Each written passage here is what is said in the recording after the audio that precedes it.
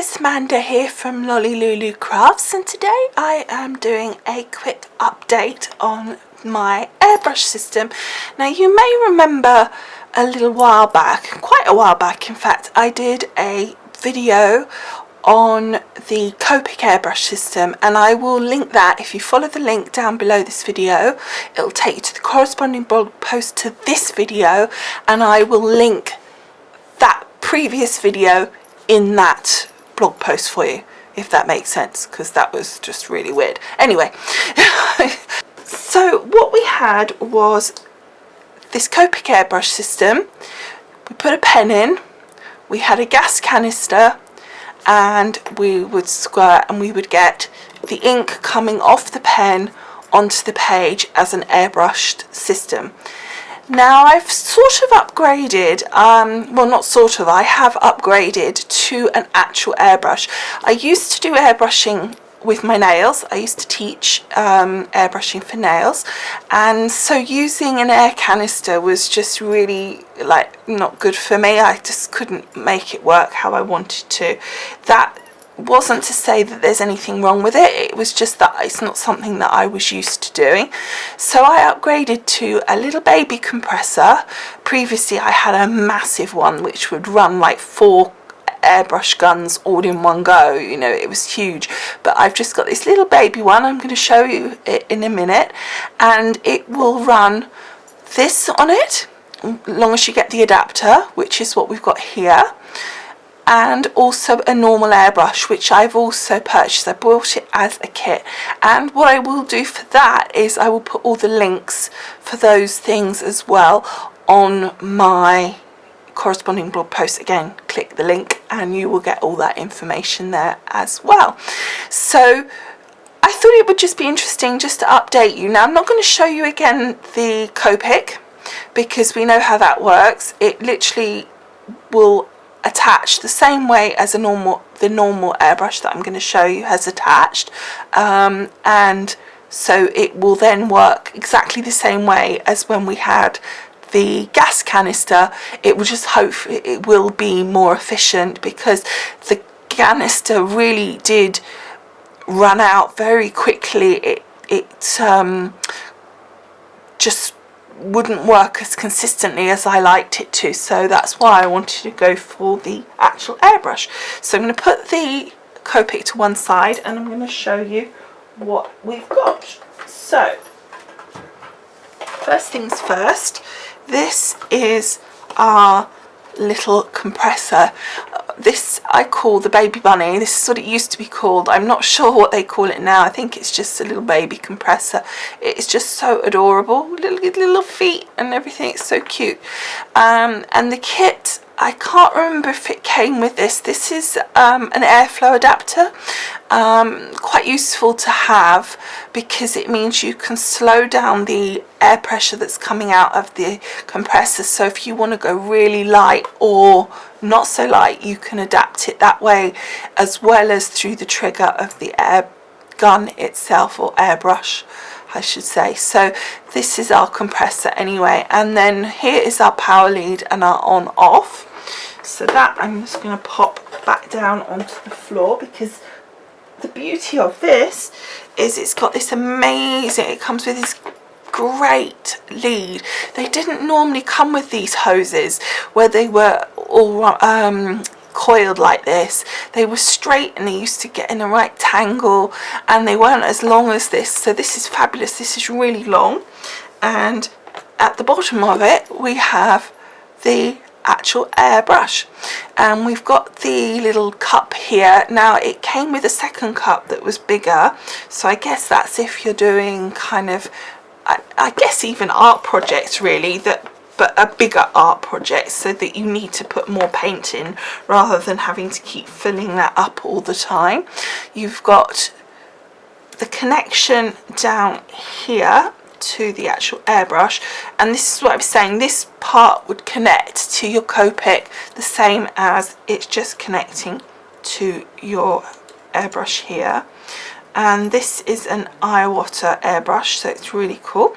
And then we've got a dual action trigger here, so you can press down and then pull back, so you get air and then different levels of pressure of the air, so you can adjust how much pressure is coming through your trigger finger. And that to me is really important, that it is through the trigger that you can do that, not through some of these you can adjust it through a dial at the back here, but that means you don't have any adaptability while you're actually working. You have to stop, adjust it, etc. So I personally prefer it with this type of compressor. So again, I will put the details of all of this on my page. And just to add that even though I used to educate for these companies, I'm no longer associated with them. It's not anything in it to me whether you get one of these or not, so I'm just giving my personal opinion on them. Okay, so let's have a little demonstration on how this baby works.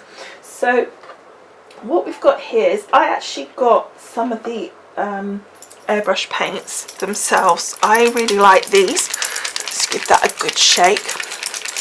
And it's always important to give them a good shake because white pigment is very heavy and much thicker, so you need to make sure it's really mixed up. Okay, so we've got a gorgeous pink here. It's called Taffy Pink, and I have also got this little it's got all sorts of things in here. So all I've done here is I've added these two components. This is basically a spray tub, so that you can spray out any excess, or when you're doing your cleaning between colours, etc., you've got somewhere to spray that excess into. I always find it useful to actually get the pots that they're designed for, because it has it's got the air thing there with filter, so it's not going to put the fumes out into the environment for you. So it's just nicer. And then what it's got is these bits here. That's just going to give it some balance, because the other thing this particular one has is it gives you a little holder just to rest it, so you don't just shove it down on the table. And then having that there just gives, this bit here just gives some balance. Okay, so we've got that cleaner here. Now ideally I would put this in a smaller pot. I hadn't actually particularly realised that I hadn't done that, so really I need to get a pot that's kind of sort of like this size, so that it's easy to squirt in to the top of our airbrush as we're working.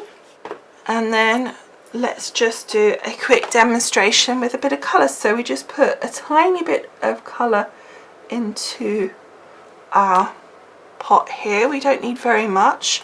It doesn't really matter if it blobs down the side, to be honest. And obviously we need to turn the machine on. Now there's an on-off switch just here. It will run for about half an hour to an hour perfectly happily, and then all we do is push down the button. It's always important to push it down first and then pull back the trigger to get the colour, and then you can do it as heavy or as light, and obviously the further away you get, the lighter it becomes as well. And the thing to start to learn is positioning, and what I used to teach is I would get a piece of paper and draw dots on it, and I would get the students to aim at the dot, because it isn't always quite where you think you're going with the airbrush, so you need to learn that direction. And then just to clean it, all we want to do, I would prefer to really use the a different tub, and I will get that sorted. You just put a bit of cleaner through and then pop that into the hole here, and then just clean that out, and you can see it's just cleaning that through.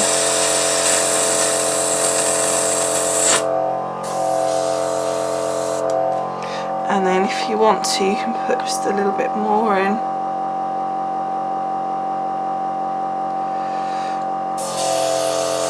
Just to make sure it's nice and clean.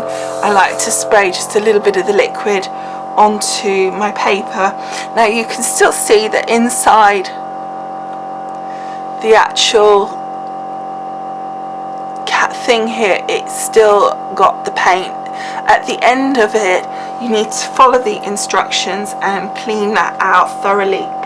It's not difficult to do, but it is important to do, just so that when you next come to your airbrush, it is not clogged in any way. Okay, so thanks so much for watching. I hope you've enjoyed taking a little look at the upgraded system. I'm sorry it's taken me so long to get around to showing it to you, and I will see you again soon. Bye for now.